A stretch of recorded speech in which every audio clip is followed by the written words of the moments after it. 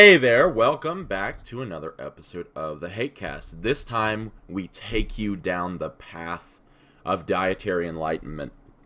Now, before that begins, Jamie would like to talk about something. Now, Jamie, what the ruck is going on? Ha ha! Oh my god. Well, to preface, I have been talking about it's a very valid point that doing weighted cardio has like the utmost utility, especially for a person who's lost a lot of body weight, because when you lose a lot of body weight, your body actually shuts down your metabolism to conserve energy. And so that's when people hit all these plateaus. I'm sure you experienced that. Yeah, and I think weighted cardio also helps maintain some of the strength. I mean, like if you lose more than 10 pounds, your strength just fucking, for some reason, plummets. That, for me at least. So. Huh. I was unaware. But yeah, so I used to do a shitload of weighted cardio. I'd play weighted Call of Duty. I'd wear a 75-pound weight vest while I was playing Call of Duty all the time. Oh, okay. Just to stay leaner. You know what I didn't do, though? I didn't film myself fucking doing it. If I see one more goddamn fucking video of somebody putting a bunch of weights in a backpack and waddling around their neighborhood, nobody fucking cares. Jesus Christ, there aren't enough bullets in the world for the people on Instagram. I swear to God. Like, I just want to go old school Call of Duty, dually G18s, and just tear into, if I could climb into my computer and just start ripping people to bits with fusillades of bullets, I would have a hard-on for the rest of my life. What about weight vest and those little ankle weights that you see that everybody's a fan of? I would fucking love to watch that. Yeah, film that. Let's do that. And you know what? Also, shit, I forget what the fuck it's called now. There was a doctor in the 70s who wrote a book about running holding dumbbells. He had fucking great biceps. He was like 150 years old, but he had like 17-inch arms because he would just go jogging or yogging. It might be a soft J, but he would do that holding dumbbells and like 25-pound dumbbells, jacked to bits. But I don't want to fucking watch that either. I don't give a shit what your cardio is. Nobody fucking cares. Don't film it. Don't talk about it. It's not interesting. Nobody gives a shit. Kill yourself. Save us the trouble. And that's the end of my PSA. And let's be honest, too. If you're sitting there in a weighted vest doing, like, maybe push-ups and sit-ups and all that shit in a weighted vest, you're not Rambo. Oh, my God. There was a guy in the fucking gym yesterday. I'm not making this up. Okay. He was wearing tactical weighted vest. He had the mole harness on it. It had his fucking name tag on it. He had a fucking American... Jesus... Went to an Army surplus store and had a dog tag made? Hell yeah. It was all I could do not to toss him off the fucking balcony. I can't. You're not tactical. Nobody gives a shit. And even if he was super fucking ninja Rambo SWAT man, you don't need a fucking mole harness in a goddamn Lifetime Fitness. You have to pay $100 to get through the fucking door of that place. Nobody's going to shoot it up. And I didn't see any grenades hanging off that bitch either. Oh, come on, man. If you're gonna wear a mole harness in the goddamn gym and don't, at least fucking strap on a bunch of fucking gear, run around with your AK-47, whatever the fuck it is that you fucking idiots do. But just don't do it. That's what I'm saying. And also, you don't need a name tag on your stupid ass fucking weight vest either. Hi, does anybody give a shit what your name is? No, because nobody wants to fucking know you. They just want you to kill yourself. Well, I don't know about killing yourself, but I do. Definitely go I know ruck a lot yourself. about it. I know a lot about it. Man, that's just so easy to throw in there. Go ruck yourself. I love that. Anyway. It is. It is. Speaking of rucking, which is not anything. I just used it as a segue. The vertical diet. We've gotten a lot of questions about it. That was a terrible segment, by the way. I know. You know what? It'd be okay. It'd be fine. We've gotten a crap ton of questions about it. We've gotten requests to go over it. And before we go and bring you down, and this is part of the path to dietary enlightenment, man. Look, in my opinion, right? And I'll have more to say after Jamie's done, but in my opinion, the vertical diet is someone using their business degree to sell you a diet. That's an excellent way to put it. It has a vertical and horizontal axis. I mean, it's literally a PowerPoint presentation. That's what it is. It's a very poorly written PowerPoint presentation. In fact, his seminars are PowerPoint presentations. So, I'll let you go ahead and get into it. Did his telecom business tank? I'm not really sure. He talks about all the time about him selling businesses. So, I mean, that's apparently what he made his money from. Yeah, I've written about him. He was one of my like first 20 baddest motherfuckers ever. And his story's great. Like, he started this telecom business. He was like broke as shit for the longest time getting this thing going, and then it blew up, and he had been driving like a Hyundai, like some Hyundai shitbox for like a couple of years while he was trying to get everything going. And and then when he finally had the money for a Bentley, he realized that like he had a bunch of these people working for him that didn't have the money to like get a car so they could get to and from work. So he bought a whole fleet of like shitbox Hyundais and rented them to his employees for like virtually nothing. I mean, it was like $25 a week or something like that. Right. And just with like a, hey, don't fuck up my car, like, you know, this is kind of a loaner. He's probably trying to claim mileage. I'll be honest with you.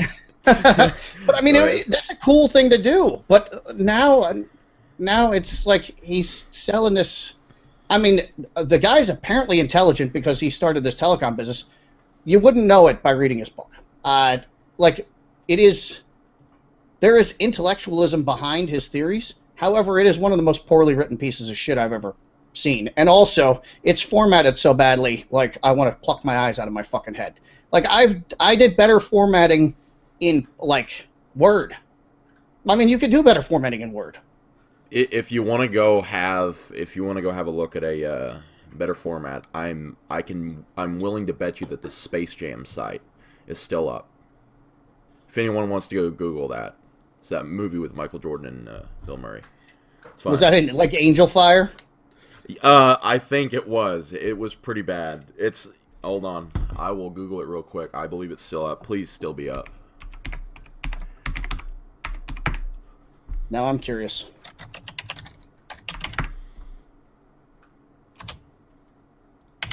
Oh my god. Space Jam website. Oh my god, it's still up. My eyes are bleeding. Oh my god. What is the site name for it? I'll link it to you. All right. But anyway, go on with the vertical diet here. Yeah, so anyway, it's horrible to look at. And then the man, it's like he's getting paid by the word. I mean, he's got a whole Dickens thing going on here. Because he could for instance, this section, he could have summed up in the vertical diet works for everyone. Instead, he wrote men, women, kids, weight loss, muscle gain, performance athletics, health optimization. Trying to get those keywords. The vertical diet can be customized: high carb, low carb, intermittent fasting, paleo. The vertical diet is used by NPC, blah, blah, blah, blah, blah, amateur, pro, strongmen, women, powerlifter, men and women, CrossFit, NCAA, NFL football, NCAA, blah, blah, blah, blah, blah, blah. Old people, young people, your mom, your dad, your sister, your dog, my grandpa uses it. I think, oh yeah, his 87-year-old father who is on no medication uses it. So does his 4-year-old son. He could have just, instead of using 3 pages for this, he could have just said, works for fucking everybody. Let's move on. Well, if you've ever heard him speak, he's kind of long-winded like we are. So give him some credit there. All right. Well, there is that. My other, like, main point of contention, just overall point of contention for this, is he wrote the diet for himself because apparently he has IBS. Otherwise, he wouldn't have all these he wouldn't be so busy with the gut issues. And so he's excluded a bunch of extremely healthy things like garlic because he can't digest. He has what are they called? Alleles? Yeah, he has a sensitivity to alleles, and so he can't eat onions. He can't eat garlic. That's a very specific allergy that most people don't have. Yeah, and another thing I've noticed about it too is it's almost like he wanted to cut out every allergen known to man because he just. You know, I can see somebody doing that in a diet because they just don't want that fucking question again. Like, this diet calls for milk. Can I cut that out? Yes, you can. Okay. Well, there's 5 minutes of my time wasted. Maybe that's was his reasoning, but I know he's a big guy on digestion and gut health and everything like that. I get people wasting my fucking time all day long. That doesn't mean that I'm going to tell them not to do squats. It's just, it's crazy to me. And also, it could have just been called a meat and potatoes diet, and let's move on with our lives. Like, eat meat, eat potatoes, and that's it. No, man. You got that wrong. See, potatoes is on his horizontal axis, which means you can have a little bit of potatoes, but not too much. You're supposed to start your day with potatoes. And what the distinction is between potatoes and rice, other than the fact that there are more micronutrients in potatoes, I don't know. That doesn't make any sense to me either. I can say this, for a year I ate virtually nothing but chicken fingers, T-bones, and tater tots, and I was just as lean at the end of the year as I was at the beginning of the year. Of course, I would say the mainstay of my diet was probably vodka. But, yeah, all the rest of it, I mean, that's really all I ate. So, speaking of things he believes, so what do you think about the resistant starch thing? Like the reheating potatoes is bad thing? Like, because I know a lot of people meal prep and they just throw potatoes in their, prepackaged meal or pre-cooked stuff. Their meal prep, right? I fall into the, I read a Paul Chek book years and years and years ago. You probably have never heard of the guy. Okay. He was a big guy in strength training and nutrition, I guess in the late 90s. And he's like a half-assed hippie, but he's like a jacked half-assed hippie who's in his 70s. And he was real big on like this gut health. He had an entire chapter on what your shit should look like. Hell yeah. And he was dead set on never microwaving a fucking thing. And and I've never really, like in my adult life, it's only been when a lazy-ass girlfriend has been like, we need a fucking microwave, that I've been like, fine, I guess we'll get a microwave. I never reheat shit in the microwave. The only thing I heat up in the microwave is soup. That's it. Okay. Otherwise, I reheat it on the stove. It tastes better. Well, see, I'm the same way in the taste department, but sometimes time management doesn't allow for me to exactly do that. So, I do, in fact, use Chef Mike quite often. Now, the thing I will say about it is, when it comes to looking at the small details, right, like reheating this may, blah, blah, blah, or whatever, as long as you're consistent with it, you can still create an energy surplus or an energy deficit, which is what you will need to complete your goals. So it really, in the grand scheme of things, I'm talking big picture, like 5-year plan type stuff, doesn't fucking matter, in my opinion. Yeah, I mean, are you really going to lose that many calories to reheating? I don't think you are. But I don't know. Some blog posts say that rice loses 60% of calories, which I believe is bullshit. But yeah, well, 75% of all statistics cited from the internet are bullshit. So yeah, well, that's according to a statistic I think just it's a bit higher than that. Yeah, I just invented that statistic as a goof. Oh, okay. Well, it's on the internet now, so it must be true. Exactly. But, yeah, I mean, the resistant starch thing is what really got me. It really, I mean, the amount of thought into the little details that didn't need to be thought about is kind of alarming. It almost leads to an OCD personality, I think. That's what everybody does now, though. You can get away with, like, fucking up the entire thing because you were so focused on like mundane details that you completely lost track of what you were doing in the first place, which is what every person in strength training does now. They're so goddamn busy with their formulas and their off days and this and that and the other thing, they forget that you actually have to break your ass in the gym training. Yeah. But they're just wedded to that. They're locked into, well, I got to do such and thus at this RPE, and oh, fuck that. Just train your ass off. You know what? If you haven't popped a blood vessel in your eye in the last month, maybe you're not training hard enough.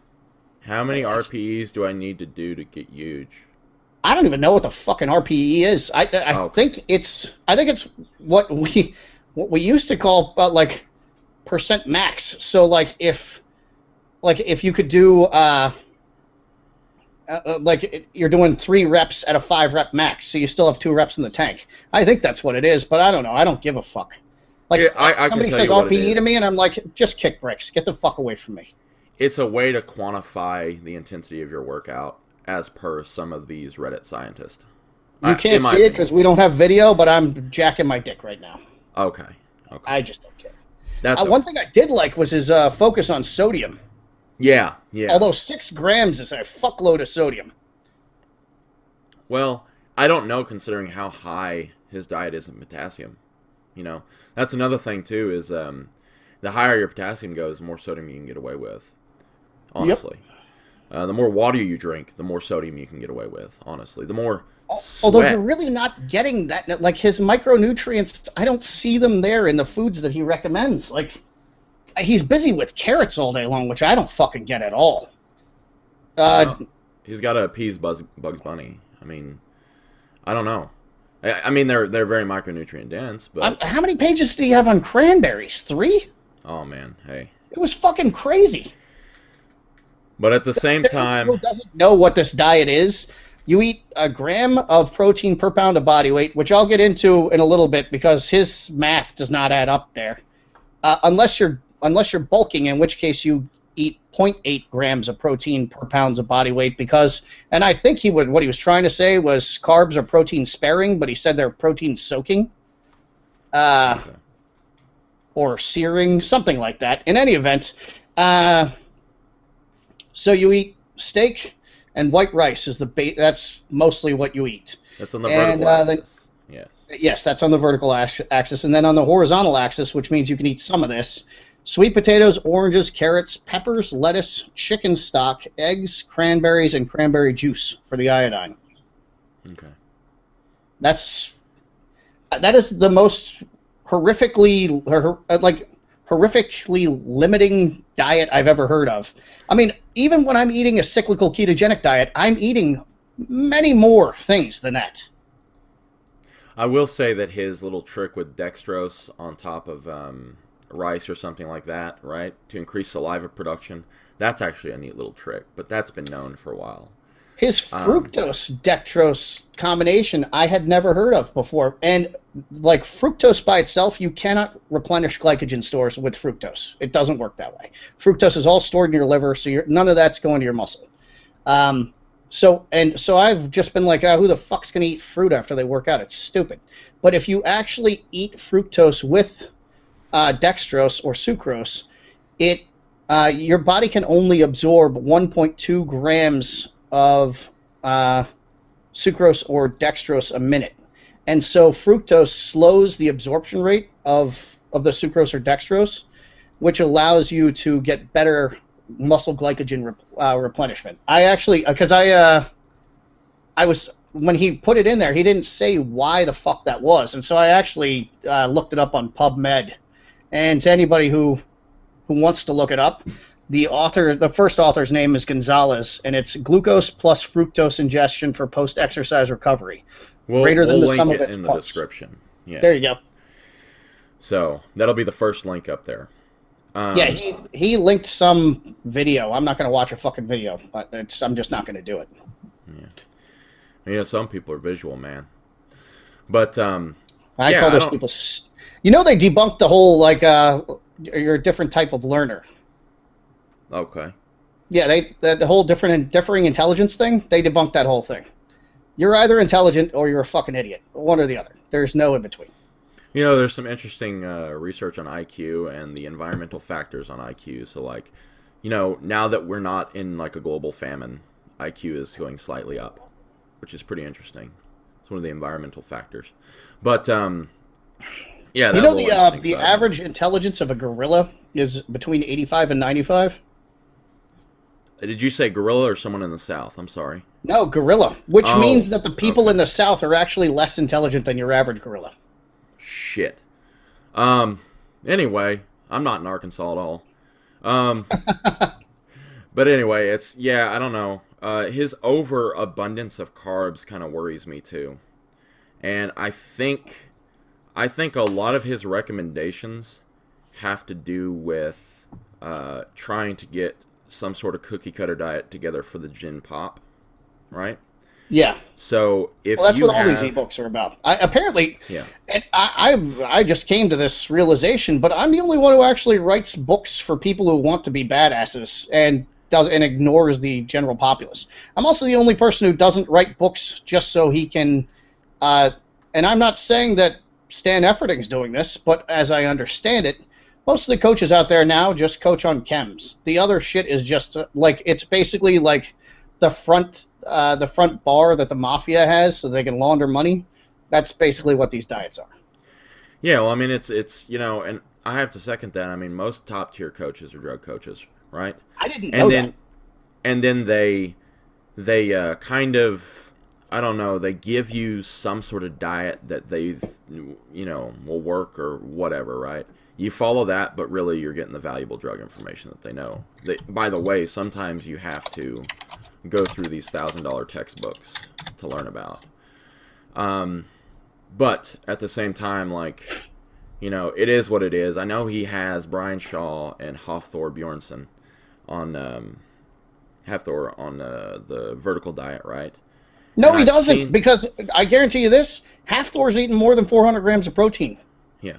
Well, I've seen Brian Shaw go shopping, and I've seen him do like a day of eating on his Shaw Strength YouTube channel. And he's following it pretty close. The guy is leaning out a little bit, but his protein is more than he's suggesting on the vertical diet, which leads me to believe that he says, all right, here's the outline. We're going to give you a little bit more protein because either you're doing this or taking this or blah, blah, blah. Right? If you read the sample diet or the sample meal plans in the back, that's not what he I don't know that he actually, the two things don't combine. Like, right. I just ran up the numbers for his mass gain diet, which, as I said earlier, he recommends 0.8 grams of protein per pound of body weight. Right. Which, let me just, because my doing fractions in my head backwards doesn't always work. So 0.8 gram. So we divided by 336 is. Oh wait, nope. 336 divided by 0.8. I'm doing it backwards. It's been a while since I had. But I do agree that the protein is a little bit low. No, this is yeah. Well, and so the sample meal plan in the back. Based on 12 ounces of bison 4 times a day, is 400. So it's 336 grams of protein, which would, if that's his mass gain meal plan, so that's for a 420-pound man. Right. Yeah. Right. No, he's not even coaching anybody who weighs 420 pounds. He is Brian Shaw. Brian Shaw doesn't weigh 420. He weighs about 440 now. He does? He's 6'8". That guy doesn't. He doesn't even resemble the guy he used to. He's 6'8", man. He's cheating. But he's 415. Oh, he's 415. Okay, he's lost 5 pounds then. But I do know that even he used to look like he lifted weights. He was just a fat guy waddling around and sweating all over everybody before. But then again, I mean, he was still strong. It's okay. Yeah, I mean, he was, but to me, like in 2012, when I was watching him sweat all over everybody in World's Strongest Man, I'm just like, God damn, like that's the best America's got. Now he's killing it, but yeah, I mean, to be fair, I mean, have you seen Hafthor's transformation too? I mean, he has gotten cut the fuck up. He's fucking. I just love his physique. I don't know, man. I'm a sucker for the Icelandic. I mean, he's a fucking monster, but yeah. My favorite still is always going to be Poods. Poods? He's my man. And, I mean, nobody's ever going to be more ripped than him in World's Strongest Man. It's just never going to happen. I don't think so. He had that crispy bodybuilder skin, too. So yeah. I mean, you could see his pancreas secreting insulin. You could see it flexing to squish it out. That is awesome. But I will say this, and when it comes to Brian Shaw and his day of eating video, I also noticed that his fat is significantly higher than suggested in the vertical diet to begin with. Now, I know he said it can go low carb, this carb, blah, blah, blah, whatever. Is he talking about adjusting the macros based on the foods that he's picked? Or is he basing that off of, like, I don't know, adjustments? I honestly don't know. As I understood it, it's adjustments to meet certain goals. So basically, you raise your carbs to gain weight, and then you cut your carbs to more of a keto style diet to cut fat. Let me tell you something. If you want to like gain weight, 1,000 carbs a day will make you gain weight. But I don't know whether or not you'd want to gain that kind of weight.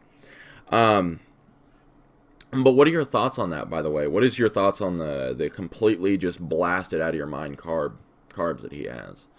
I mean, comparatively to his bulking diet said 113 grams of fat. That's a very specific number, by the way. I'm wondering where he's getting that. But maybe that's just what he added up when it comes to steak. And that's low to me. Even when I'm bulking, I still my focus is not on carbs.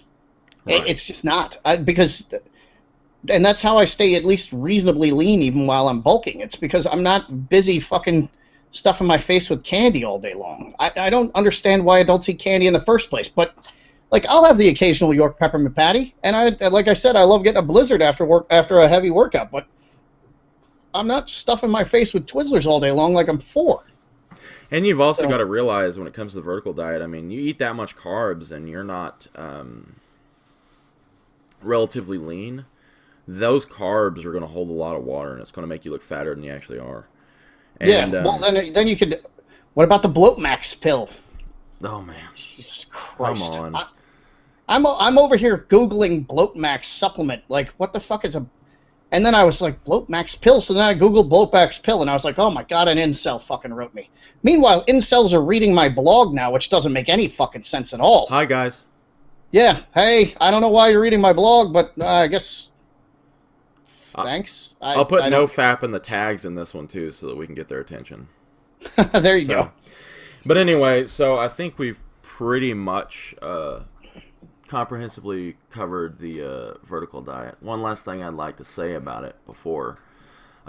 This in no way, shape, or form takes away our thoughts on the guy's strength. I mean, he puts up the numbers, and if this works for him, that's great. But at the end of the day, there are better options. Oh, one other thing. He says caffeine dehydrates you. That is patently untrue. Once you develop a tolerance to caffeine, it loses its diuretic properties. So for the people out there who love chugging their fucking coffee, that caffeine is not a diuretic to you at all. So just ignore that section of that book because it's wrong. Also, mind you that the dehydration of caffeine, right? Because some people think that it's like a natural diuretic and everything. I mean, it's not that significant. And it's only significant. It's only even slightly significant to people who don't drink much caffeine. Yeah, which is how much of the fucking population? Oh, 0. On. It's Mormons, basically. That's it. Well. And Seventh-day Adventists. Oh, okay. But, but that being said, I think we've kind of picked over that. Now, if you'd like to try the vertical diet, we're not going to stop you. We just think there's better options, right? And that's our bias, too. I mean, I know his bias is he's got a thing to sell, which is he wants to sell himself and his coaching services and all that as a brand, and that's completely fine. I'm not going to hate on the guy's struggle. But when it comes to the vertical diet and eating only this dry-ass rice along with steak every meal, I think that someone will eventually blow their brains out. Because all it is just, he says don't put any sauce on rice, or chicken stock is the thing that he suggests using. I mean, I didn't even see the no sauce on rice. What the fuck is going on in the world? Yeah, the only thing he approves of when it comes to, making things wet, or making it more palatable is chicken stock, which I'm a big fan of chicken stock. I ain't gonna fucking lie. I like some chicken stock. I like bone broth. I like all that good stuff, but eating it day after day, I mean, if it's goddamn worth it to you, fine, but I'm a guy who likes a lot of variety in my diet. It's like every 7 days I change things up. Just not for any specific health reasons, but just because I'm a big texture eater. And the same texture over and over again would get to me. Rotating your food sources actually is a good idea. If you read some of the older paleo stuff, they're really big on rotating your food sources. And if you look at if you're a paleo person, or if you even think that maybe you ought to like investigate it, if you look at the amount of variety in a paleo diet, like the actual paleo people, it was insane. Yeah. Like hundreds of different plant sources, every kind of meat you could imagine, including human. Like they were. Yeah. They were very, very busy getting different food sources. So and I can tell your food sources, because you can develop food allergies by eating the same shit day in and day out. And also, I can tell you this from personal experience. You eat the same shit day in and day out, you will fucking hate it eventually. Like, I will not eat turkey. I begrudgingly eat it at Thanksgiving, and only because Thanksgiving is my family's biggest holiday. Is there a story behind that? What's going on there? When I was trying to, like, when I first got, like, lean in high school / college, right. I like I said the last nutrition podcast, I did the switch from regular Coke to Diet Coke, and gradually started cutting out carbs. But then I got super fat phobic to the point where I would order a pizza with no cheese on it, and melt my own fat-free cheese on it, kind of thing. I mean, I lost my fucking mind there for a while. But I was eating turkey sandwiches endlessly, like massive turkey sandwiches. It's all I was eating, and I fucking hate turkey now. Like I'll eat the occasional turkey hoagie to switch it up from roast beef, but it's fairly rare. I'm the same way with, and there's a story behind this. I'm the same way with most Mexican food, only because with what? Mexican food. Oh, Mexican American food. I know it's not true Mexican food. Calm down, but. Like, I lived in Austin, Texas, which is a big, like, Spanish Mexican food mecca, right? That is just a food mecca altogether. I'm so jealous of you. I could reach through this microphone and strangle you right now. And every other day, I must have had Mexican food for going on, like, 4 years, right? And now I look at a quesadilla or something like that, and it churns my stomach a little bit. Just because, like I said, variety. I mean... I guess it was the same situation as you when it comes to the turkey sandwiches. It was it was cheap, and I was, struggling, and when it comes to monetary, struggling. And it was just one of those things where, like, I'm going to get a fucking taco today. Fuck everybody else. It's Taco Tuesday, and Taco Thursday, and Taco Friday. And they don't have Taco Tuesday anywhere near where I live right now. It blows my fucking mind. I mean, honestly... I'm like, what kind of fucking hellhole is this that there's no Taco Tuesday? I'm going to drive 35 miles to get a Taco Tuesday. Go fuck yourself. It'll be fine, man. Don't worry about it. Crazy. You know what? Another thing that's driving me nuts, speaking of eating the same thing every day, the one thing I never got tired of was Chipotle. And I used to know, in Tucson, all the managers at the Chipotles, so they would just call me to the front and give me what I always ordered, because I always got double meat, double chicken, and rice. And they would charge me like $3 for it, so I'd eat there 3 times a day. So all these fuckers are running around jacking their dicks about how they're on the Chipotle diet. That shit's been done, because I wasn't the only one doing it. Everybody at World Gym lived at Chipotle. So, I mean, we would train and then we'd go to Chipotle. And so, yeah, hooray for you. You ate at Chipotle 300 days, blah, blah, blah. Now, I know many people who got way more lean and jacked eating at fucking Chipotle than these dickheads you see in the news now. Also, like, there's nothing particularly, if it makes sense, anabolic or life-changing about Chipotle. It's single ingredients, added up together, and it's fucking delicious. It's delicious. That rice. God damn that rice. They do something special to it, man. It must be the anabolic chicken they put in there. But speaking of variety or lack of it, because... carnivore diet, man, we got to go into that. So I'm going to let you go ahead and rant for a little bit while I gather my thoughts. All right. So the carnivore diet, to anybody who doesn't know what the carnivore diet is an exceptionally unoriginal and limiting and stupid diet that's recently come out. I don't know who the person is behind it. I guess it's popular in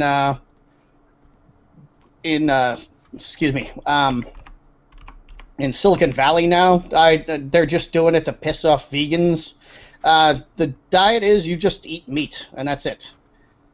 You don't eat any vegetables. You don't eat any fruits. Your carbs are 0. Except for that. So the only things you can season your food with are salt and pepper, which is stupid on every conceivable level. But let's just start with the most baseline idiotic reason. The people who constructed this diet do not know what pepper is. Peppercorns are a berry. And berries are, say it with me now, fruit. So these fucking idiots don't know the difference between a mineral and a mineral and a fruit just to start with. And so they've allowed pepper, which hooray for them, but they've ignored all of the other peppercorns that are out there, like grains of paradise and shit like that are incredibly healthy for you and also add flavor. Or the fact that, like parsley, for instance, is one of the most nutrient-dense fucking things on earth. It fights cancer. It'll jump up and birth a baby for you. Parsley is literally life. Like, I've always loved parsley. I used to just walk through the grocery store with my mom, and I would just grab a bunch of parsley and eat a bunch of parsley while I was standing next to her in the grocery store. I've always loved it. I don't know why. I think it's fucking amazing. I love everything in the mint family. And I just love aromatic herbs. Like, we got a whole herb garden now with aromatic herbs. I'm just out there fucking huffing them. But there's literally nothing wrong. There's not only nothing wrong with herbs. Herbs are so goddamn good for you that they're considered medicine by most non-Western societies. And for fucking good reason. They don't kill you. They make you healthier. And I'm the most carnivorous person I fucking know. And I do not turn my nose up at basil. I know that basil smells good, and if it smells good, that means it tastes good. And if it tastes good, there's probably a fucking reason. And the reason is because it's fucking healthy. Right. I'm about to have a stroke. You continue, and then I'll jump back in. The problem with diets that have a form of extreme elimination is the fact that they have a form of extreme elimination. The carnivore diet literally puts a noose around your neck and says, you better not eat any other food than that's on this diet. You better fucking not. Swear to God, I'm going to kick the chair out from under you. Swear. And it creates, first of all, an unhealthy relationship with food. I mean, you were talking about being fat phobic because of either something. What was it that made you fat phobic when you were going into doing the turkey sandwich diet? Let's call it. Well, I'm older than you. You're what, 26? 27, sir. Yeah. 27. So in the late 70s and the 80s, everything you heard was fat is bad. Fat'll make you fat. Fat'll make you fat. Fat'll make you fat. And so when I finally decided to get lean, I had that in the back of my head. Like, all right, I can eat all the carbs I want, and I can eat all the protein I want, but I can't eat any fat. And so these guys are just doing the opposite of that now, and they're like living in sheer terror of carbohydrates. And that's the other thing. Your diet is not a lifestyle any more than your workout program is a lifestyle. And the people who define themselves by what they eat or how they train are fucking retards. They're people with no personality. They're probably just soulless automatons getting in our fucking way. Like, they're basically like, they're just made of clay. What are those? What's the Jewish monster made of clay? It starts with an M. No, it's golems. They're golems, basically. And these people, they have literally zero personality. They are pointless. There is no reason for them to exist. And so, like, that's why they're drawn to these diets, is because they're so fucking focused on they need to be part of some team. They need to belong to something, so they have something that they stand for. You know, if you stand for your fucking diet, you're a goddamn piece of shit. If that's all you can stand up and say, like, I fucking hate meat or I hate vegetables, you're a dickhead. Just kill yourself. We should call this one the Kill Yourself episode, because I see you saying it a lot. But one of my issues, like I said, bad relationship with food, and it kind of, I don't know, it kind of creates kind of the dietary zealots that you see out there.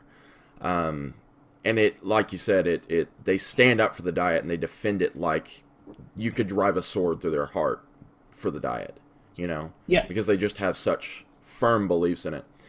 And they're the same assholes who will post on some message board a week into it, I've never felt better. You don't even know what the fuck you feel like. Like, you're so out of touch with your body, you don't know what you feel like. You hear vegans say all the time, like, there's this one chick I'm friends with who does a lot of graphic design for, like, everybody. She does the Iron and Emotion thing. I don't know if she's still vegan, but when she first got on this vegan diet, she's screaming about how she's going to lose all this weight. She's never felt better. And I watched her lifts dropping in every video, and I'm like, all right, yeah, it's working out well for you. Good on you. Yeah. Feel better than ever. You're weak as a kitten. It's the soy. But, no, it's just not, there's a better way. Like, I understand that it's high protein. I understand that it's high fat, right? But there's certain things that you are missing. Do you know how much fucking pepper you'd have to eat to get the fiber necessary? That's actually, I can say from personal experience, when I do my ketogenic diets, I never supplement with fiber. If I supplement with fiber, I will shit my pants. Literally shit myself. I'm not talking about supplementing with it. I'm talking about getting it from food sources. Yeah, I don't need it. Like, Yeah. my body digests meat very well. I don't need fiber for elimination. And they're actually, they mentioned in this article about, I know we can link it in here, that there are people for whom fiber, actually causes constipation. And people do much better on zero fiber. Yeah. And like I said, when it comes to elimination diets, you're also dealing with an extreme, right? Just like, there's this documentary I'm sure everybody's heard, What the Health, right? And they always point to these extreme versions of meat eaters. Like, for instance, if you eat a hamburger, you must be for the slaughter of cows, right? And it's like, well, not exactly. Like, I understand it. Like, it'd be great if we didn't have to slaughter cows, but like, it's meat. It'll be okay, right? They tend to, in those things, when they make those comparisons, they're not comparing like their best vegan athlete versus me on a ketogenic diet. They're comparing their best vegan athlete against your typical 40-year-old salaryman who eats a Danish for breakfast and then has like 6 double Big Macs for lunch, and then eats whatever TV dinner that he manages to like heat up in his microwave. Those are two incomparable things. A person who is actually focused on their nutritional health is not going to eat like a fucking slob 24 hours a day. But as for the elimination side of it, I mean, I've went over that, but another problem with it is how well can you adhere to it? It seems like a very expensive diet too, if you don't mind me saying. You can this diet. I've actually written about that too. You can eat a ketogenic diet cheap as shit because chicken thighs are practically free. I mean, they're less than $1 a pound most of the time. Is the carnivore diet including chicken too? Yeah, chicken liver, which is practically free. Okay. Yeah, well, lunch is a ribeye steak or chicken liver. Okay. Well, but anyway, it's just it's one of those things where there's a... And then dinner is a hamburger patty seasoned with cayenne, onion powder, garlic powder, salt, and pepper. Oh, man. Even though they said at the beginning, you're not allowed to eat any onions or garlic or chilies or fruit, they've got 2 fruits and 2 vegetables in there. So look at that. But no herbs. I don't know, man. Fuck. Also, like, I understand it's a lot of protein, too. I understand it's a lot of dietary fat, and there's nothing wrong with that. The issue comes with how well... If you're on the carnivore diet and it's working for you, keep going. Do what's good for you, right? I'm not here to tell you to change. But in my opinion, there are better ways with because variety is important in your meal choices, like we went over, or in your dietary choices. But I'll just straight up tell you, you're a fucking idiot if you're on the carnivore diet. Well, there you go. And also it has in here the ketogenic diet, like your main nutrient is fat. Absolutely not true. Like, ketogenic diets can range in the typical one that you'll see is 30% protein and 70% fat. I recommend more of a 40 to 45 protein and 50% fat. Right. And people will say, "Oh, well, you're going to be exhausted on that." Well, number one, no, you're not. And number two, that's why the gods gave us caffeine and ephedrine. So, also, this is another podcast brought to you by Broncaid. So. Oh my God. But yeah, I mean, we've been requested to go over the carnivore diet. It's just it's an unnecessary elimination diet, in my opinion. I think the popularity of it really is derived from the fact that it's a fuck you to vegans and vegetarians. That's the only reason why people are doing it. I'm on the carnivore diet just so they can say fuck you to vegans. You can say fuck you to vegans all day long. Yeah, every time you have a hamburger. Just carry some bacon in your pocket and wing it at a vegan when you see one. Oh my God. Watch them scream and flee. Yeah. But I will say this, you know, like I said, elimination diets do you no good, in my opinion. And I know I went over that over and over again, but it bears repeating. You know? When you say elimination diet, my thought goes back to Paul Chek, who had what he called elimination diets, where you would gradually take basically everything out of your diet and gradually add things back in order to see what it is that's making you have a negative reaction, and like gastrointestinal or whatever, and what doesn't. And that way you can figure out what your optimal foods should be. Because like going back to, and I don't believe in a blood type diet, but metabolic typing actually does work. And so based on your genetic heritage, you're predisposed towards better digestion for certain things. And like Northern Europeans, for instance, ate a very meat-heavy diet, as opposed to, say, Sub-Saharan Africans who didn't eat nearly as much meat. And so they're not going to digest my diet as well as I do, which is why before I even started writing about the ketogenic diet, I wrote about metabolic typing. And also, there's a concept called biochemical individuality, which means that like every single person, you won't find two people who have their organs in the same spot, or that have the same size organs, or that have the same efficiency of those organs. And so all of those things contribute to different digestive patterns and different nutrient uptake levels. And so what works perfectly for one person is not going to work perfectly for another person, and could actually be detrimental. And so basically, like, genetic factors involve digestive issues, and like some people actually are more genetically disposed to having acid reflux too, which I thought was and also, I mean, that could go to how long their duodenum is. I mean, there's so many factors that play into it. 25% of the people on the planet have their chest on the right-hand side of their body. Or, I mean, have their heart on the right-hand side of their chest. Sorry. Yeah. I'm getting flustered over here. I was also looking at... well, I'll link that book, Biochemical Individuality, in case anybody's curious of reading it. I really enjoyed it, but it's... I mean, you really got to nerd out to enjoy it. I'm all about nerding out, man. Well, I guarantee you will enjoy this. Yeah. Well, I've been looking to pick up more books anyway, because just, you know, like I said in the previous podcast, I'm open to any and every point of view so that I can either affirm my opinion or change it if necessary, because, you know, that's the truth in all of this is you know, when we talk about dietary enlightenment in this episode, this is experience that we've gained, right? I mean, you're always going to be learning if you're doing it right, you know. Never at one point in your life will you have the same opinion, you know, if that makes sense. So, except that our actually opinion points on to incels. That points to people messaging me and saying, "Well, this thing that you just wrote doesn't jibe with this thing you just wrote, so you're full of shit." And I'm like, I wrote that shit 10 years ago. Like, you're allowed to be a different person. Yeah. You know what? From decade to decade, you're pretty different. So, yeah. But they'll tell me that what I'm doing isn't chaos and pain. I'm like, I am chaos and pain. I don't know what the fuck you're talking about. There you go. But, yeah. But, you know, the carnivore diet is not for me. If it's for you, fine. You know, I think we've kind of hashed it out, though.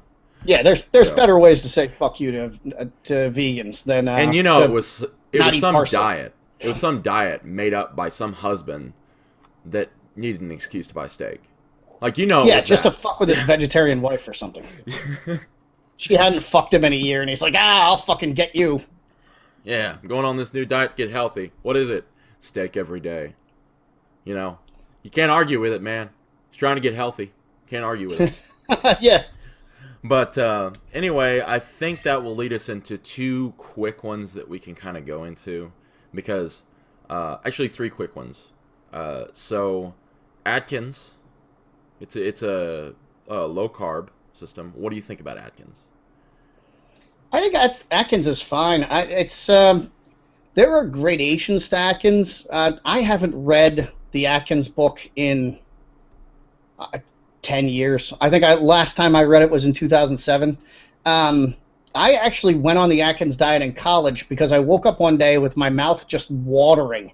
And in my mind's nose, I guess, I could smell sausage biscuits. And I wanted breakfast sausage so fucking badly. Like, my body was craving fat that badly. I just went to the bookstore, bought the Atkins diet, read what I needed to do, and went immediately to McDonald's and got 10 sausages and just sat there eating sausage and then felt like a fucking wreck for the rest of the day because my body was so unaccustomed to it. But yeah, and so for that entire like wrestling season, I dieted on basically nothing but hamburgers doused in hot sauce and breakfast sausage, and I actually did pretty well.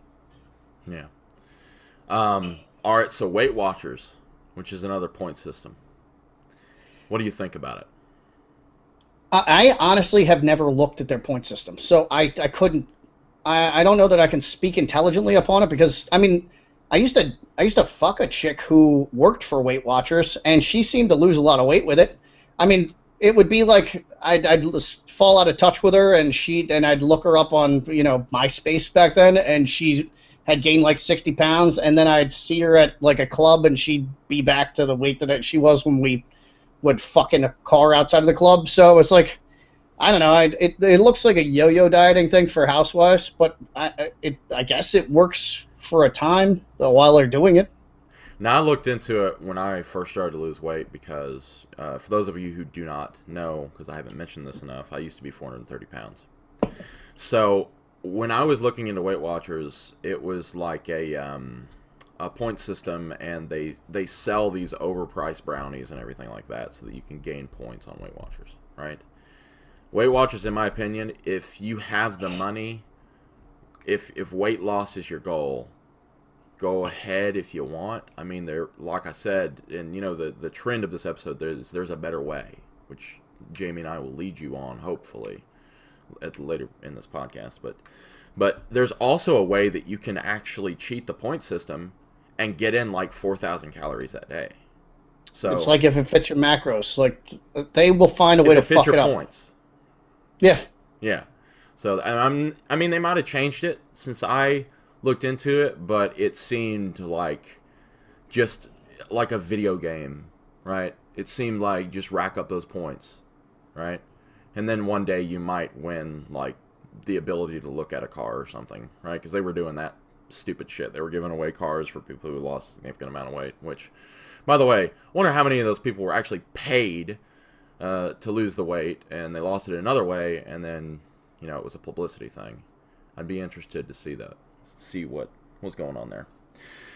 I think in the 90s, I think Weight Watchers got blasted because they had a lot of people on Fen who were their test subjects.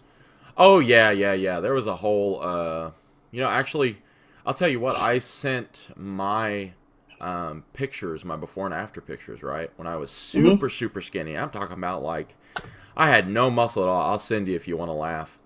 But I had no muscle on me at all.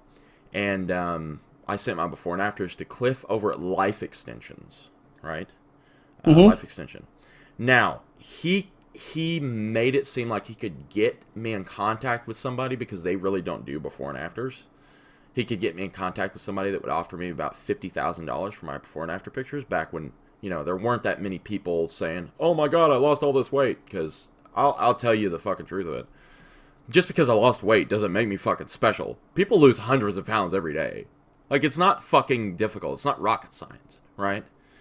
But, yeah, so there is a business model in before and after pictures, or at least there was back then. So I'd be interested to see how many of those Weight Watchers people actually, kind of like Nutrisystem, I'm sure somebody sold their before and after pictures to Nutrisystem regarding or following another diet that was not Nutrisystem. But then again, I could be wrong. I'm not here to make any claims. calm down, people who are listening. But it's okay, you know. It's not great though. It's low protein, low, and that's kind of the trend in those sort of mainstream diets. Is low protein because women don't want to get quote unquote bulky, which is another bullshit myth. Okay, I think I've gone off on that. But we can go over now. I want your opinion because there are still people out there. Now I know this one individual who is fat phobic to the point, and it's good that you brought this up. Fat phobic to the point where he will feel quote unquote naughty if he has like a bite of these, you know, Ben and Jerry's types premium ice cream, right? Because they're loaded with fat. Like that's part of what makes, you know, those heavy cream ice creams good, you know. He also but he takes like one bite and then he puts it back in the freezer, right? Because it might be too much fat, right? Oh, that motherfucker! I don't know how fat he used to be, but he will be fatter. Like inside of 2 years, he will be a fat shit. He got lean once, and he looked stringy and flat on stage. He will be fat as shit in 5 years. Yeah, because when you number one, and this is something that I recommend to anybody. If you're going to have a cheat day or a cheat window, you get the food that you want to eat on that cheat day or that cheat window, and the fucking second it's over, you throw the rest away. Do not leave it in your fucking house. Because for most people, like, I will ignore that food because it doesn't exist to me. Like, I mean, I found, like, bags of chocolate chips in the back of a fucking cabinet that, like, have been sitting there for 3 years, and I've just bought more chocolate chips when I wanted to make chocolate chip cookies or whatever, you know, like, because I completely forgot they were there. Whereas for most people, apparently, they fixate on that, and it's just calling to them. Yeah. So I mean, I guess I can liken it to like you know, because as I said, I drank way too much for a couple of years, and like now when I do drink, I got to throw the bottle away when I'm. Like, even if it's still got something in it, because if it's sitting around, I'll drink it. So, like, yeah. I just throw it away. And it's not because I have a compulsion to drink or anything like that, but I'll make some rationale, like, why leave a little bit in there? Exactly. And then I'm going to the store for another bottle because it's like, well, I got a little buzz on, I might as well keep this going. And, like, that doesn't work. It doesn't work for me. Like, I'm getting to the point where the other day I went to a barbecue place and I had a couple drinks and I was gold and I didn't drink for another 2 weeks. But it's a work in progress. And for people who treat food like that, I wouldn't recommend leaving it in the house. You got to just get rid of it. And that's another thing too is, you know, this particular individual, I've had multiple conversations with him, right? And he has like a 3,500 calorie diet, right? The dude's like $180, right? Mm-hmm. And it's 55 grams of fat, right? 1 to 0.8 grams of protein per pound of body weight. And then the rest is just like shit carbs. I'm not even talking the good stuff. I mean just like fucking, you know, and I can't say anything because I have a breakfast cereal addiction. But it's like a 5-cup mixing bowl full of Fruit Loops, you know? What the fuck? And he thinks he's going to lean out on that? Oh, yeah. Very little attention to his micronutrients, too. Right? Everything he eats is almost like... you know how you have those Even when I was fat phobic, I wasn't eating sugar, because I wasn't a moron. Well, I don't know what kind of diet or where that originated from, but you people who do that need to understand that dietary fat... Unless, mind you, I said unless, extreme conditions, right? So if you have like a 7,000 calorie deficit, 7,000 calorie surplus, will dietary fat store as body fat? It just doesn't work that way, right?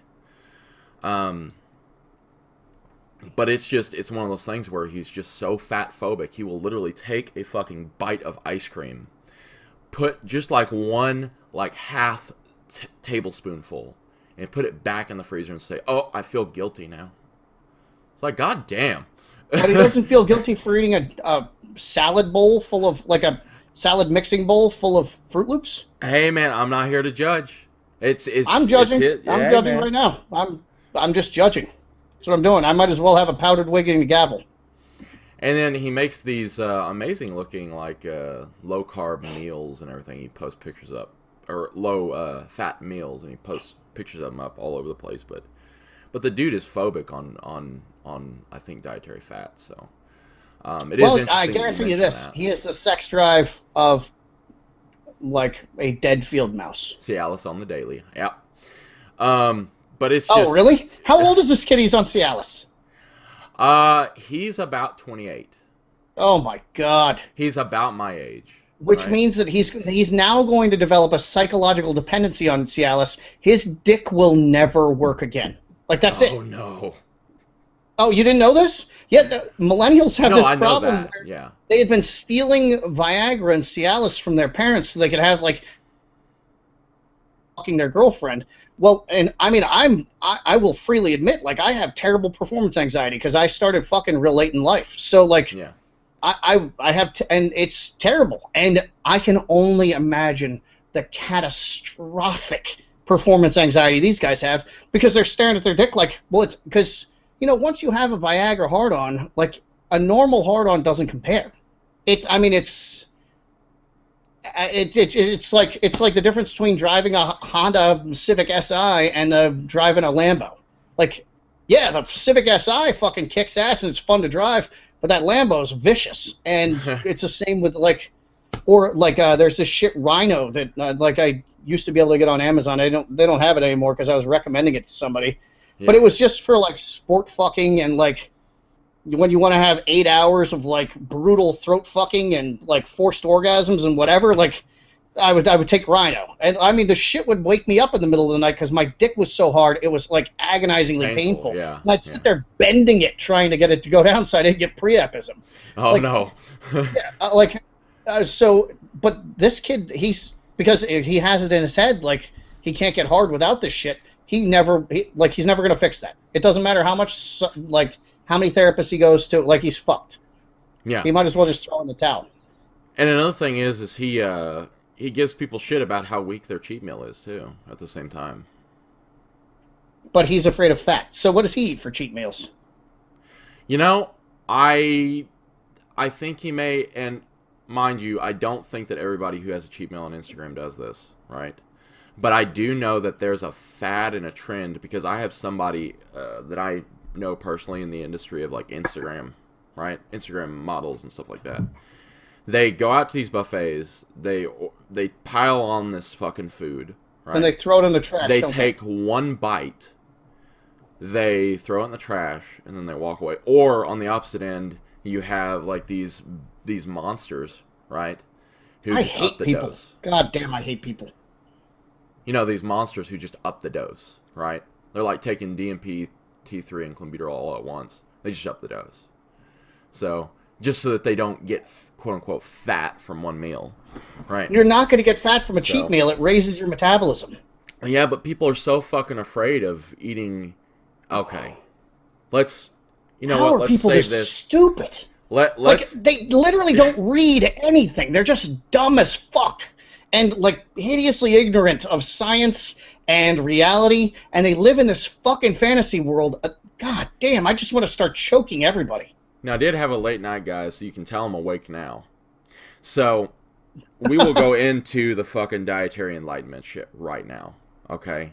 Now, your views on diet, bulking, cutting, recomposition, what would that look like? I mean, do you change much? I mean, what do you personally recommend people do? I've slow bulked on a cyclical keto diet. My diet's called the Apex Predator diet. I ate that diet for the better part of 5 years before I even wrote about it. Really, now that I've kind of I've been all over the board experimenting with eating, I would say At all times, protein should be your main focus. And I know other people will dispute that. I don't give a shit what they have to say. I got science and experience on my side, and I'm right.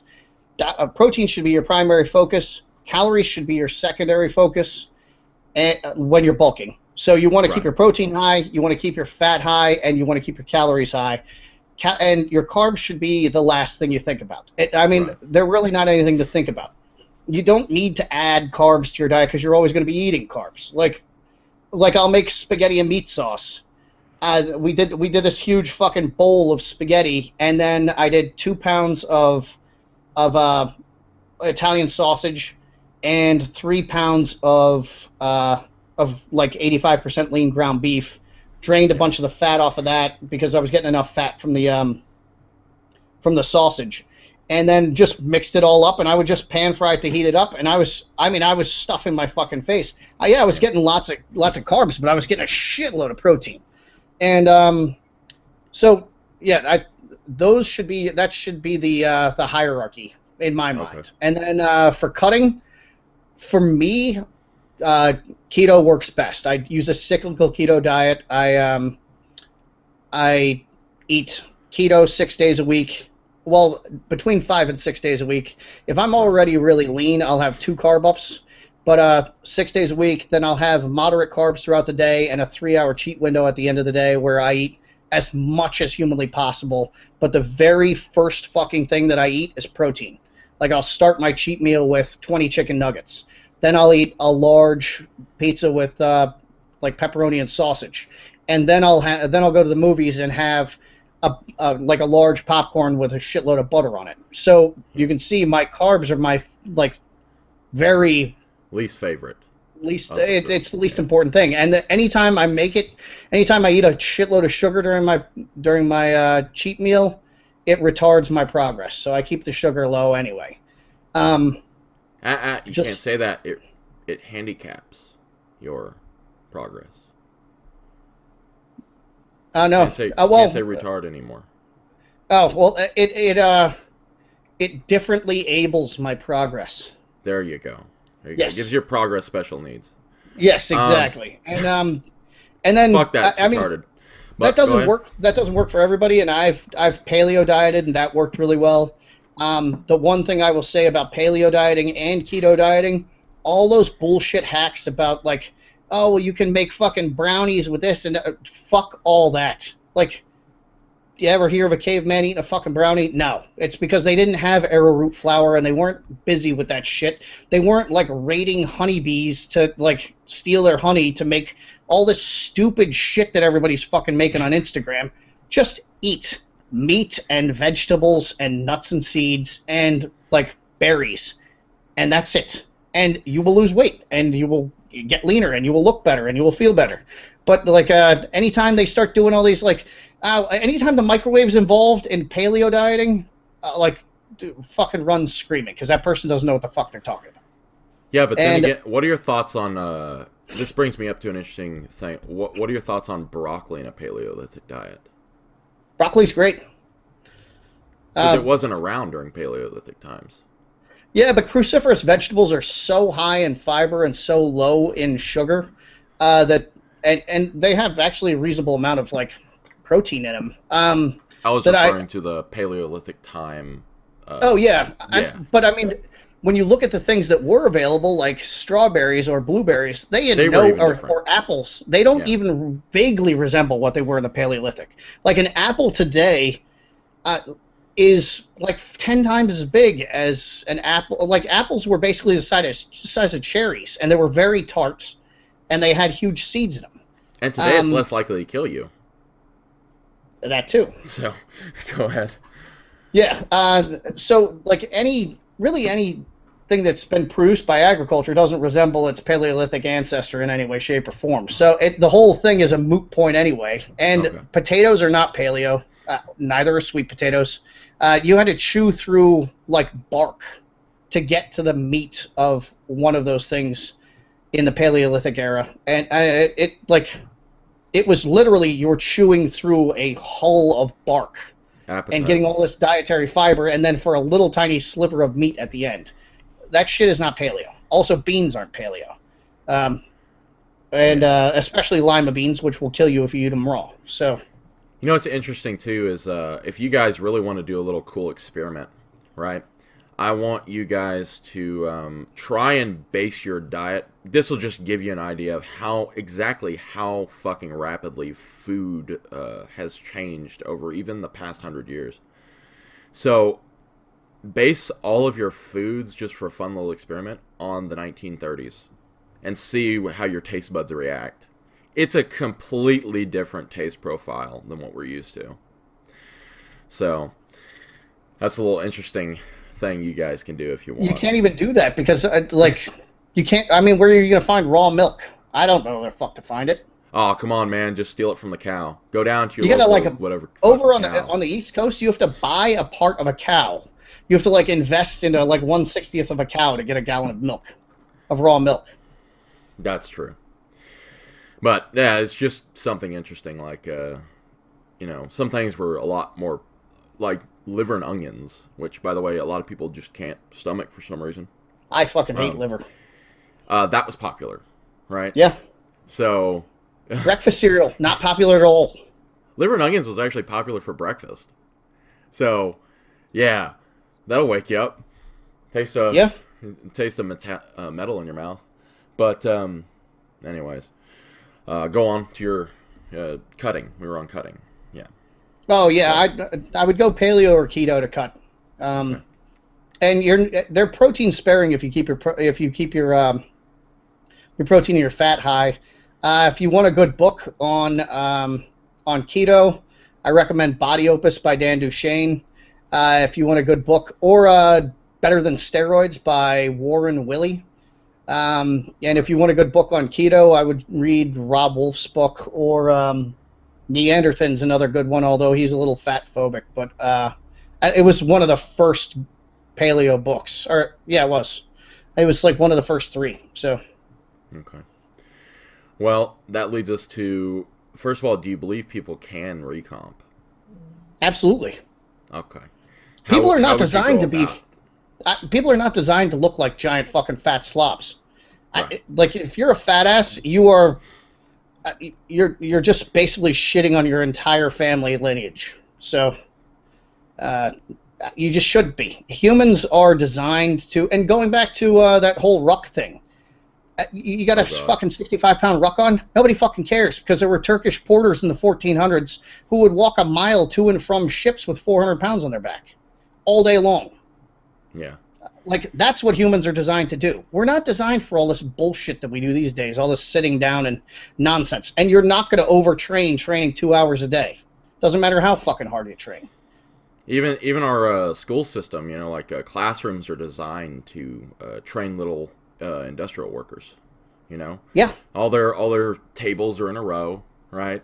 There's a bell that goes off whenever you need to get the hell out of there, and there's a board on the front. I mean, it's a little industrial revolution type of system that they have going on there. I thought that was pretty interesting too. So, training little factory workers. So, it's used to mimic the environment of a factory. But yeah, that's modern school systems. But yeah, I truly do believe in recomp as well. I mean, even though I had to, at the point I was, lose weight first, right? Just because 430 pounds is just inexcusable. So, but I do believe that, once I got down to, I was at one point 178 at 6'5". Could you imagine that, man? That's too thin. Yeah, that's way too thin. Now I'm 236 as of this morning, right? And I've put on a significant amount of muscle mass. Now, I don't let myself get too fat when I'm bulking, right? I try and stay kind of low body fat just because that's a preference of mine, right? But that also doesn't mean what would you say, if you had to guesstimate, what would you say is the fat? 15 is about the fattest I allow myself to get.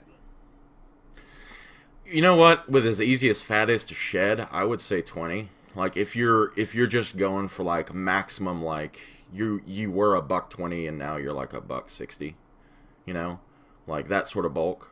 20% body fat's not out of the 20% body realm. fat at $160 is a lot of fat. I'm just talking about like, somebody who's a little shorter than I am, right? Yeah. But I mean, they only have, that's 32 pounds of fat on them, on a 160-pound person. Yeah, but you can lose 32 pounds of fat pretty easily. Like, maybe I'm not the best person to ask about this. But, I think 20% body fat's the very limit, right? But I like to hover, right, around 12 to 15, right? Because I'm comfortable around that body weight, or that body fat. I'm athletic at that body fat, and I don't wheeze going upstairs. It's just my favorite. Yeah, and I mean, if you have to take your shirt off at the pool, you're not at your best, but you're not showing up looking like the fucking Pillsbury Doughboy. Fuck that. You start getting to 20% body fat, you can't take your pants off without having a fupa. So. I was talking about 12 to 15%. I won't even entertain the thought of 20%. Oh, come on, man. Come over to the dark side. Yeah, if you hear, if there's ever a podcast where you just hear me quietly weeping and then you hear a click click, I have put a gun in my mouth because I'm 20% body fat. Oh man, come on. All right, well, someday I'll convince you. At least 16. Come on. Never gonna happen. All right, but for bulking, like you go the cyclical keto route, right? Yep. Okay. I on the other hand do not, and this is where we might disagree a little bit, only because of my little factor here. I do not have a gallbladder. If I go 70% or even 60% of my diet towards fat, I just shit myself. Just fucking raining down, right? Fucking waterfall shits. It's crazy. So with that being said, I kind of hover around when I'm like seriously fucking bulking, right? Probably a little over 1.5 grams of protein per body weight, right? Does that sound about right? You said 1.5? Yeah. I mean, especially when cutting, I go 2. I'm talking about with bulking. Yeah. With bulking, I go over 2 a lot of times. I just eat as much food as I possibly can. I don't track my macros when I bulk. I just eat. Every 2 hours, I'm sticking something in my face. And whereas when I was like, I used to be, I'd go to McDonald's and I get a grilled chicken sandwich or something like that. Now that I'm bulking, I'll get like 3 sandwiches that are not grilled. Or, I'll get, for breakfast, if I go to Chick-fil-A, I'll get a sausage biscuit and then 2 orders of like chicken minis or something like that. Like, it's just, you're stuffing your fucking face. Yeah. So but I take my protein kind of at the top priority list there too. I make sure that's filled, and then I go on to dietary fat. Now I hover around like 30 to 45% of my diet coming from dietary fat, but 45 is getting towards that upper limit, and the rest is just carbs because I really don't care, right? So it's kind of a low carb approach, and I know that's going to make some people cringe to bulking, but I mean, depending on how many calories I go up to, like if I go to 45 or 5,000 again, it'll become, basically a half-to-half ratio between fat and carbs. Like, but cutting, I actually like a somewhat keto style, but again, I have to, basically I just pull the calories. I increase my protein a little bit, and then I just pull the calories from carbs because carbs just sit there and they're not really necessary, and then for recomp, I add in a little bit more carbs. Like, I'm very simple though. I try and keep the numbers the same as to not confuse my small southern brain, right? So, but it's one of those things where as long as you have those and you have proper training in order, and you have whatever else you need to do in order, like you drink enough water, you have enough salt in your diet, like it's really not rocket science to get lean, to get jacked, So people tend to overcomplicate it too. I will say that. What do you think about that? People just trying to find every little almost creating advantages from the ones that they're seeking, right? So They're all it is they're giving themselves excuses to fail because they focus on the details to the detriment of the bigger picture, and so that way they can say, well, I did this and I did this and I did this and I did this, but I still fucked it up. And it's like, well, you completely lost sight of what you were doing in the first place. So they do that with training too. So, and what I came up with this the other day.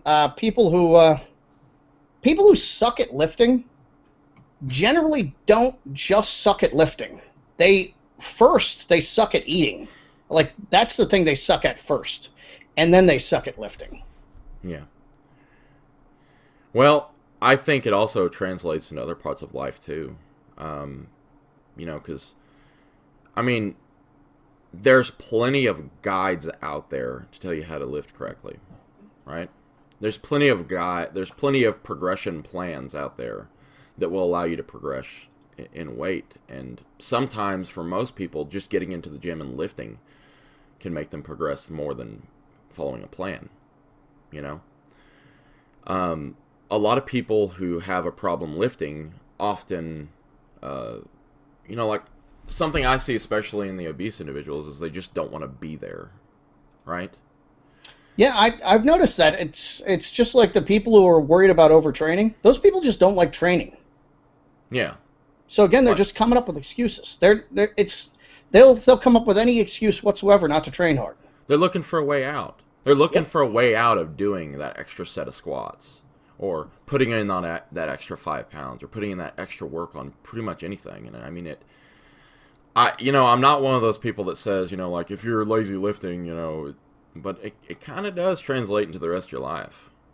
If you can't even get something that you do as a hobby right, and I know that's kind of harsh, but that's just the way I feel. It takes dedication, it takes work, and, for fat loss, it doesn't take that much work, which is the unfortunate truth of it. I mean, I've been there, right? And I've actually heard from a recent comment that was sent to me, is I have no right to comment about being fat anymore because I'm not fat anymore, right?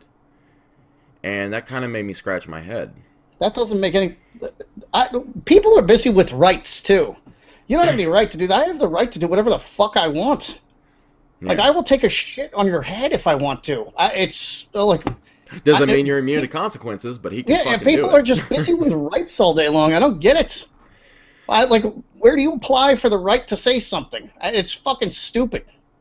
Wow. Most people shouldn't have the right to say shit because they're talking to their fucking ass, which makes me crazy. Yeah, but I mean, that guy who sent me that message, like, I'm not fat anymore, so I can't comment on fat. Yeah, you can. Individuals. Yes, I fucking can. Yeah. I've been there. I've done it. I have beat the statistics in such a way where I can literally give every person I'm giving advice to the finger when it comes to losing weight. How long have you been lean? 2010. Oh, so your body fat set points changed. You actually beat it. Yeah. I beat it. I did it, coach. You beat obesity. Congratulations. Yeah, so, like, I'm not one of those people that have lost a significant amount of weight, gained 100 back, lost 50, gained 100 back, and it's like, I understand where those people are coming from. I mean, but it's just, if you sit down and you actually think of it, the path to dietary enlightenment, if you don't mind me using that term, is not that hard. It just takes some getting used to. That's it. Like, if you make something habit, you will not have a fucking problem doing it, because it will come second nature. Make your dietary choices, make your lifting, make everything habit, and it will not come hard. It won't be an issue anymore, right? And these people who want to get fit before they go into a gym, go fuck yourself. Oh my God, have you heard about that? No. Yeah, they do some shitty push-ups at home, right? And they continue eating the way they're eating so that they can get fit before they go into a gym so that they're not made fun of in the gym. Which, by the way, if you make fun of fat people in the gym who are busting their ass, who are just drenched in sweat, don't. they're trying to better themselves, right? But at the same time, like, there was somebody who did, generally speaking, there was somebody who did that in their life already that kind of made them, stoke that fire already. Like, if you want to point out the fact they're fat, they probably know it. They have access to a mirror. They have their doctors, which, by the way, doctors now are afraid to tell people to lose weight because they're afraid that they're going to offend somebody. Well, God damn it. I mean, it's a fucking problem.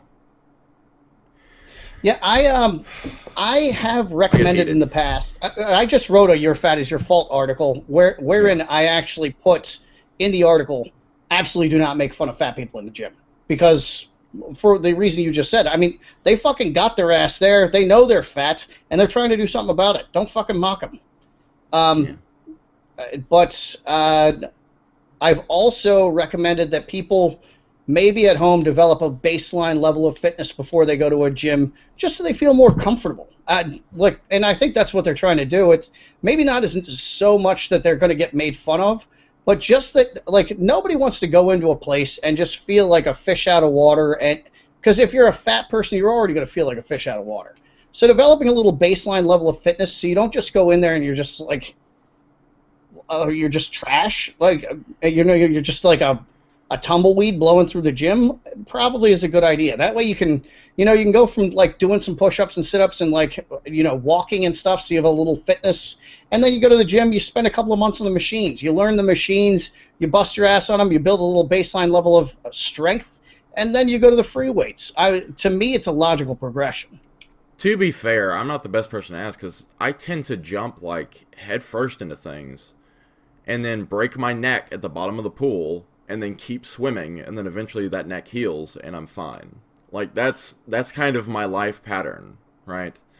And when it comes to the fitness thing, like, I tried getting fit at home, but it got to the point where I was just spinning my wheels almost, because I'm sitting at a place, right, where food is readily available. Being lazy is an excuse that I can easily use, right? And going to the gym was the cure for me. And I don't know, maybe if more people tried that, there would be less issues with that. But I don't know, man. That's something me and you may disagree on. Get into the fucking gym. Damn. Oh yeah, I mean, I'm just saying for their own personal peace of mind. Yeah. But I mean, even when I'll come back off a layoff, I spend the first month or two on machines just because I don't want to get on the bench and not be able to bench 315. I just don't want to do it. Yeah.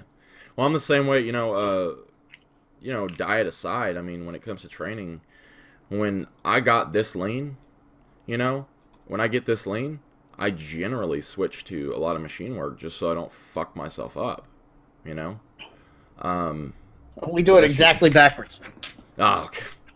Well, no, I mean, I'm a tall guy anyway, so like lower back and hips, those are always going to give me problems just from being over 6 foot. Like, my life expectancy is reduced for being over 6 foot.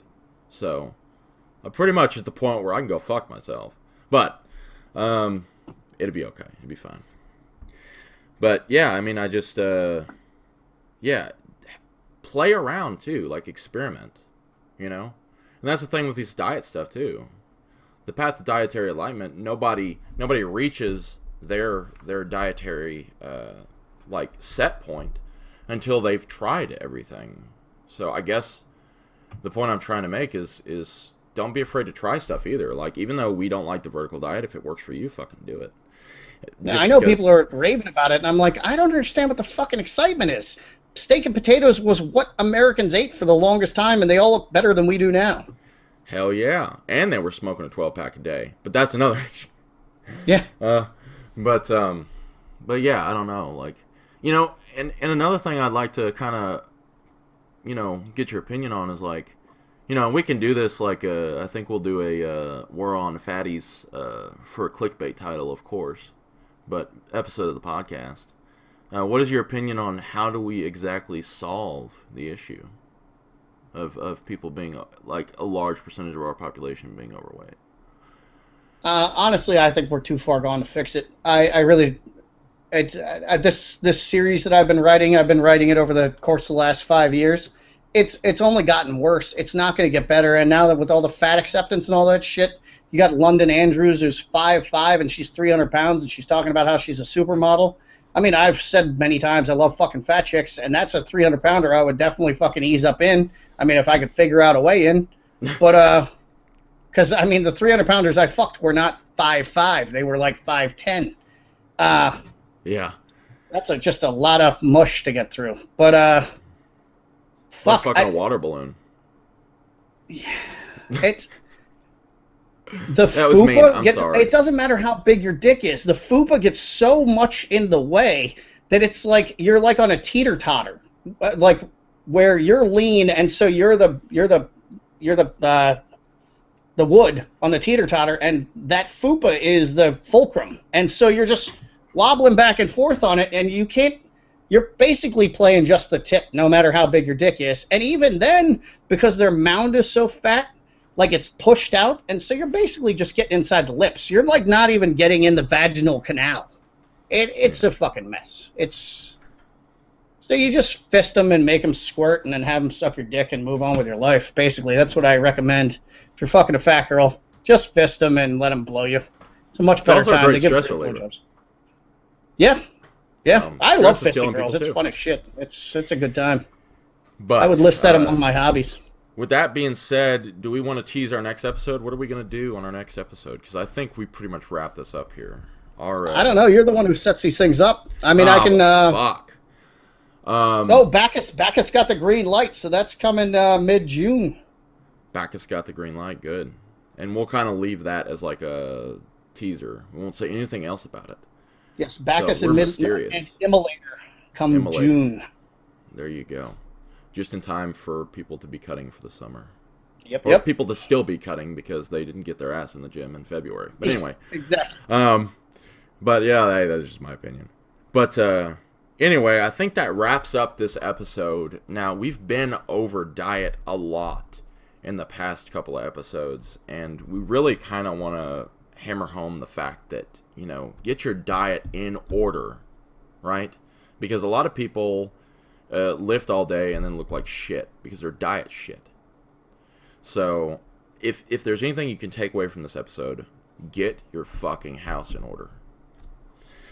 With that being said, I think next time we will go on more of a training style. We can do some training style videos so we can talk about that for a little bit, right? Because there's some interesting training trends that we can go over. And we can also talk about our individual style of training, because I think that would make an interesting podcast as well. But as always, leave your comments in the comments section below. If you have any questions to ask Jamie or I, please let us know in the comment section below. And message us on Instagram. Do whatever you can to get it in front of our faces, right? Because if we don't have questions, we don't know to answer them. The ones that you have, because you have them. We know you do. We will find you.